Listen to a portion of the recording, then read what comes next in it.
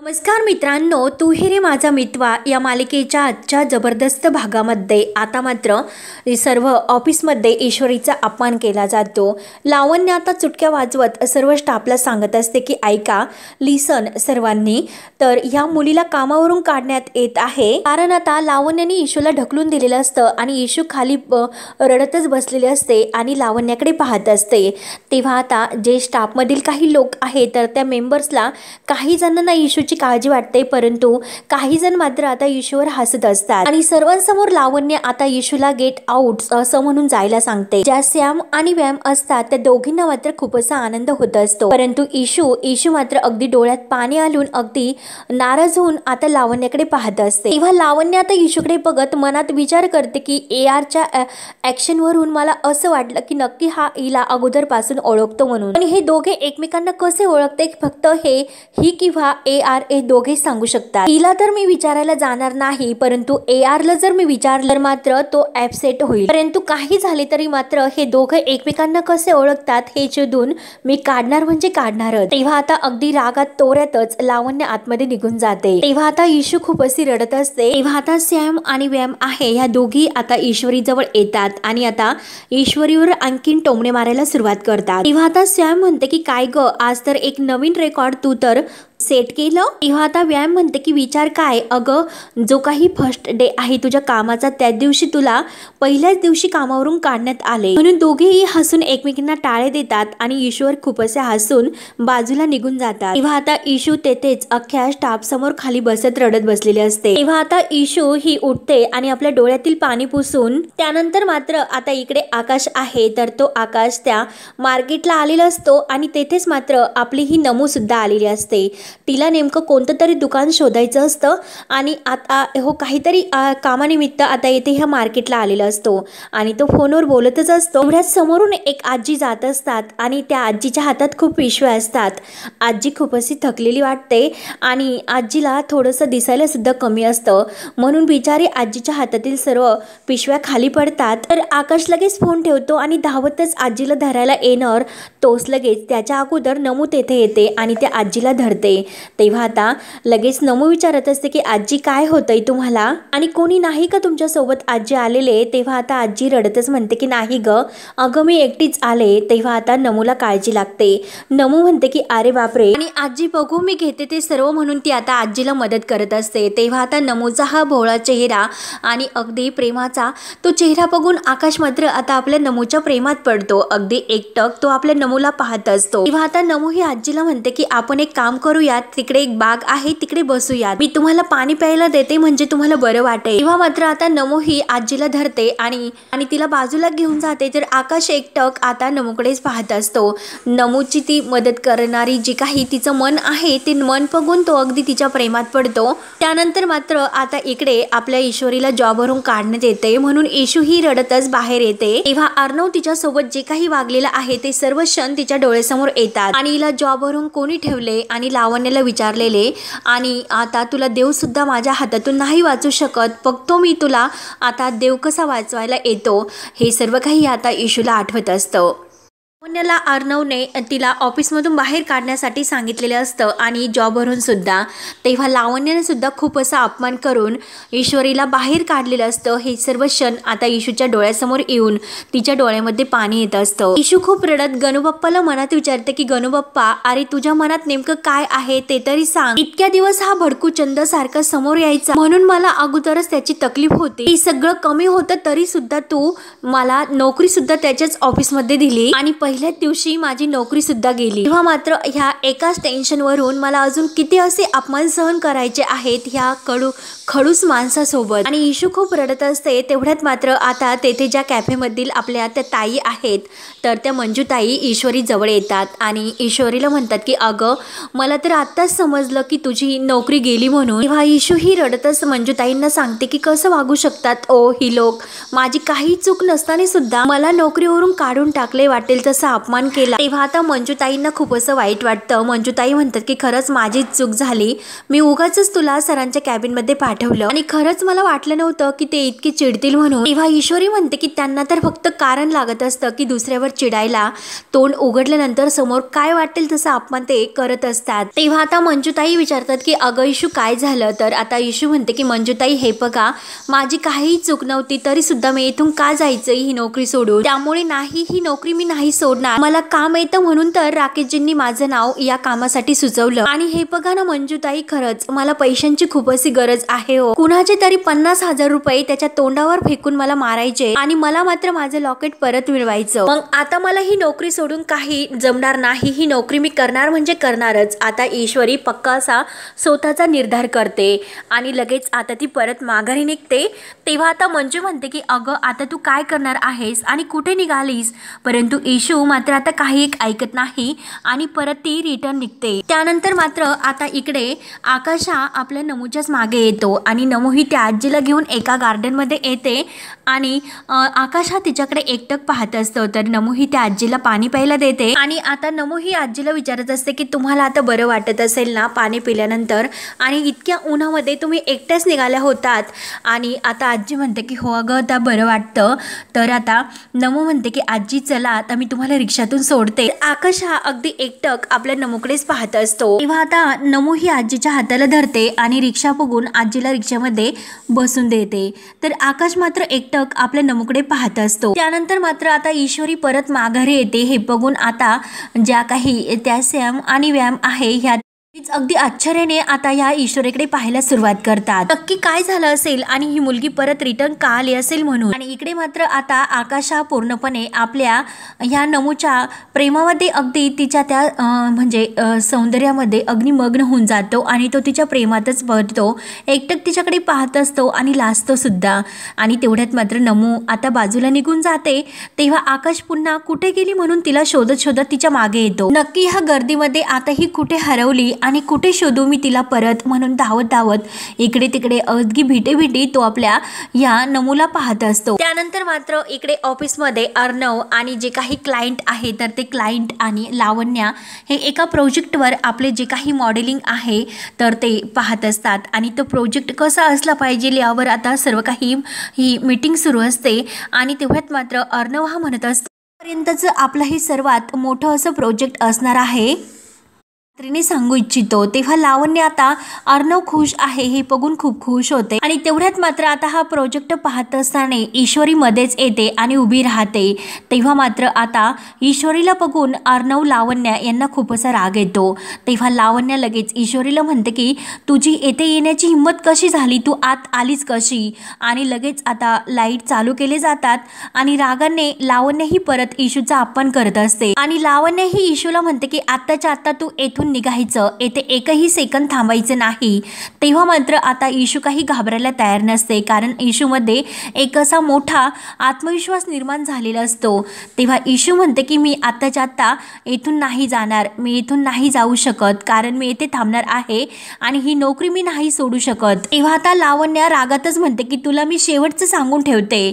तेव्हा मात्र आता अर्णव लावण्याला शांत राहायला सांगतो। अर्णव म्हणतो की तुला बोलण्यासाठी मी 10 सेकंद देतो। तेव्हा आता ईश्वरी म्हणते माझी काही चूक नसताना मी ही नोकरी का सोडू, त्यामुळे मी आता ठरवलं शेवटी मी या ऑफिसमध्ये काम करणार, मी ही नोकरी नाही सोडणार। तेव्हा आता अर्णवला राग येतो। अर्णव म्हणतो की काय तू ठरवलं, दिस इज माय ऑफिस, येथे जे काही निर्णय आहे ते फक्त आणि फक्त मी घेऊ शकतो।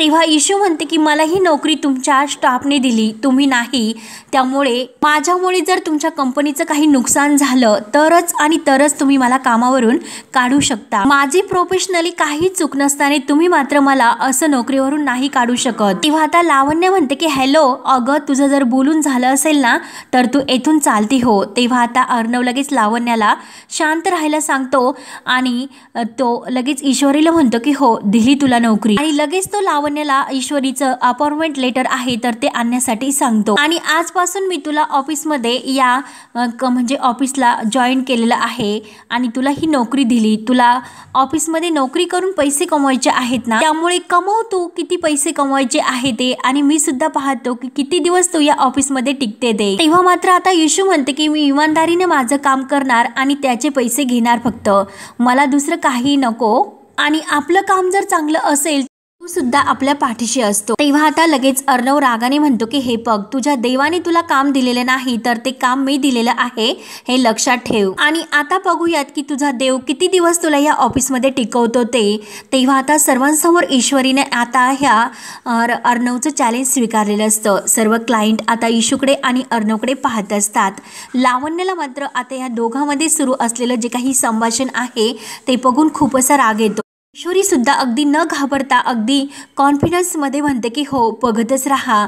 तर आता अर्णव म्हणतो की इतका कॉन्फिडन्स? तेव्हा आता अर्णव पुढे इशूला सांगायला सुरुवात करतो की हे बघ, जॉब ॲग्रीमेंटमध्ये क्लॉज असणार आहे। तर इशू म्हणते की काय क्लॉज? तेव्हा अर्णव पुढे म्हणतो की हे बघ, येथे जर 15 दिवस तू नाही टिकली तर तुला सात्विक फॅशनला 1 लाख रुपये द्यावे लागतील। इशू म्हणते की काय 1 लाख? तर अर्णव म्हणतो की 1 लाख हो, मंजूर आहे का तुला?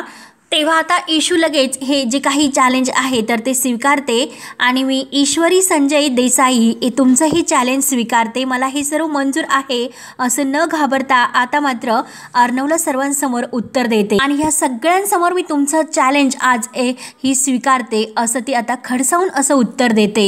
तेव्हा आता लावण्याला खूप असा राग येत असतो। तेव्हा मात्र आता सर्वांसमोर लावण्याला इतका राग येतो आणि अर्णव लगेच तिचं जे अपॉइंटमेंट लेटर आहे तर त्या लेटरवर सही करतो आणि आज मात्र ईश्वरीची अगदी स्वतःच्या आत्मविश्वासावर आणि अगदी स्वतःच्या हिमतीवर ही नोकरी टिकते आणि शेवटी अर्णव राज शिर्के सुद्धा आहे तर त्याला सुद्धा आता ईश्वरीच्या ह्या लेटरवर सही करावी लागते।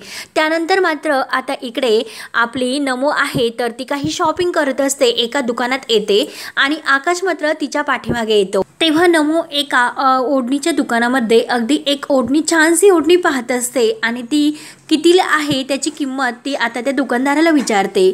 तेव्हा ते दुकानदार 250 रुपये म्हणतात। तेव्हा आता नमो म्हणते की इतकी महाग आणि तेवढ्यात आकाशच्या मोबाईलवर फोन येतो। आकाश एकटक नमोकडे पाहत असतो आणि आता अंजलीचा फोन येतो तर अंजली ही आकाशला म्हणते की अरे आज तुझ्या मम्माचा वाढदिवस आहे, हे तुझ्या लक्षात आहे ना आणि आपण सर्वजण एकत्र जमून तिला सरप्राईज देणार आहोत, हे तुझ्या लक्षात तर आहे ना? तेव्हा आकाश म्हणतो की हो ताई, अगं लक्षात आहे।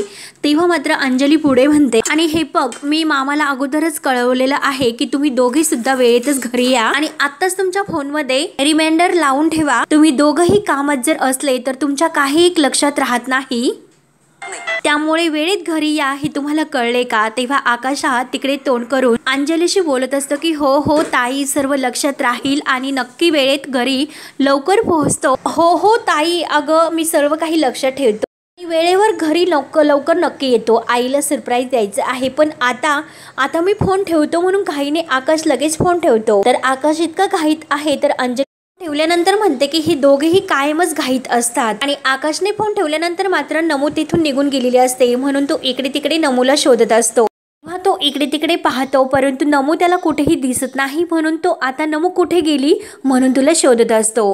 नमू मात्र तेथून निघून गेलेली आहे तिला कळता। जी ओढणी नमू त्या दुकानामध्ये घेत होती ती ओढणी तिला आवडलेली असते हे आकाशने पाहिलेलं असतं म्हणून तो पुन्हा त्या दुकानात येतो आणि जी ओढणी नमूला आवडलेली आहे ती ओढणी हातामध्ये घेतो आणि त्या ओढणीकडे बघून तो खूप असा खुश असतो।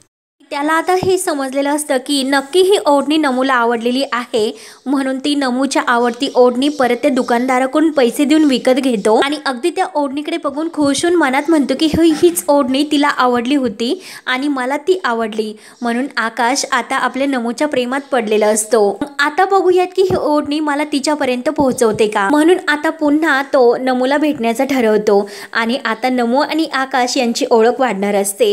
त्यानंतर मात्र आता एक इकडे अर्णव तिच्या अपॉइंटमेंट लेटरवर सही करतो आणि तुझं प्रमोशन झालेलं आहे असं ईश्वरीला सांगतो। तेव्हा आता ती अपॉइंटमेंट लेटर हातातून अर्णवच्या घ्यायला लागते, परंतु अर्णव हात मागे करतो आणि ईशूला म्हणतो की हे बघ, या ऑफिसमधील पहिलीच जॉबच्या पहिल्याच दिवशी प्रमोट होणारी तू पहिलीच आहे आणि आजपासून तू माझी पीए असतील, म्हणून तो लेटर तिच्या हातात देतो।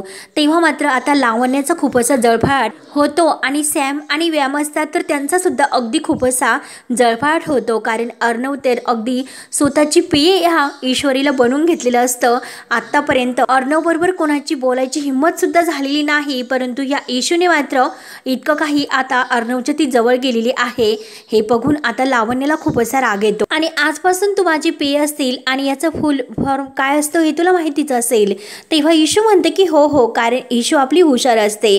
ईशू म्हणते की हो, पर्सनल असिस्टन्स। तेव्हा मात्र अर्णव ते ऐकून खुश होतो आणि गुड असे म्हणतो आणि ईशूला विचारतो की त्याची काम काय असतात हे सुद्धा तुला माहिती असेल। बॉस ऑफिसमध्ये असेपर्यंत त्याच्याबरोबर राहायचं आणि त्याला काय हवं काय नको हे सगळं काही तू बघायचं। त्याच्या जे काही मीटिंग्स असतील, ज्या काही या काम असतील, त्या सर्व काही जबाबदारी कोणी बघायची असती तर ती पीएने पाहायची असते। कामाची आयडिया तर तुला येत असेल। तेव्हा ईशू म्हणते की हो, तर आता लावण्याचा इतका जळफाट होत असतो की काय करू आणि काय नाही, कारण आता अर्णव आणि जे ईशू एकमेकांशी बोलत असतात ते सुद्धा आता लावण्याला सहन होत नसतं। तेव्हा अर्णव म्हणतो की आत्ताच विचार कर, जर तुला हे काम जमत नसेल तर तू येथून जाऊ शकते। परंतु ईशू तर अगदी घाबरणारी नसते, कारण काही झाले तरी आता या अर्णवचं चॅलेंज पूर्ण करायचं तिने ठरवलेलं असतं, म्हणून ते हे काम करण्यासाठी अगदी तयार होते आणि लगेच आपला हात अर्णवच्या हातामध्ये देण्यासाठी पुढे करते आणि हे काम मला जमेल असे धाडसाने म्हणते आणि अगदी अर्णवकडे एकटक पाहत। तेव्हा मात्र आता ज्या सॅम आणि व्याम आणि लावण्य असतात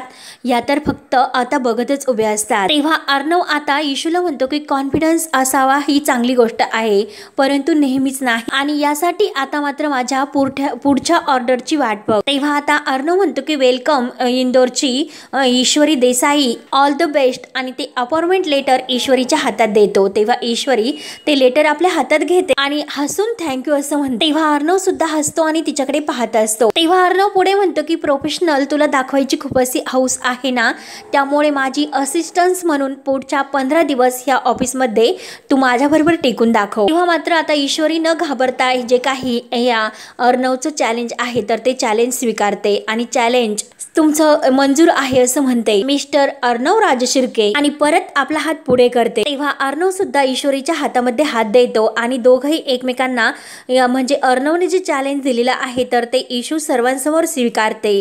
तेव्हा आता मात्र लावण्य आहे ती तर बघतच असते की नक्की हे काय होतं। ह्या मुलीला मी जॉबवरून काढून टाकले होते आणि ही तर आता अर्णव सरांची पीए बनली आणि ते पण त्यांचं चॅलेंज स्वीकारून, म्हणून ज्या सॅम आणि व्याम आहे तर त्या बघतच असतात अगदी डोळे फाडून फाडून। लावण्याचा इतका जळफाट होतो कारण ईश्वरी अर्णवच्या इतकी जवळ गेलेली आहे आणि हातामध्ये हात आहे हे बघून तर तिचा आणखीन इतका राग हा निर्माण होत असतो, इतका राग तिला येतो तरी सुद्धा अख्ख्या क्लायंट समोर तिला शांत राहावं लागतं आणि येथील जे क्लायंट आलेले आहे त्या सर्व स्टाफ समोर मात्र आता ईश्वरीने आता अर्णव सरांचं हे चॅलेंज स्वीकारलेलं असतं। सर्वजण आता ईशूकडे पाहतच असतात आणि अर्णव सुद्धा आता ईशूकडे पाहत असतो। तेव्हा मात्र आता अर्णव मुद्दाम ईशूला खूप असा त्रास देण्याचा प्रयत्न करणार असतो।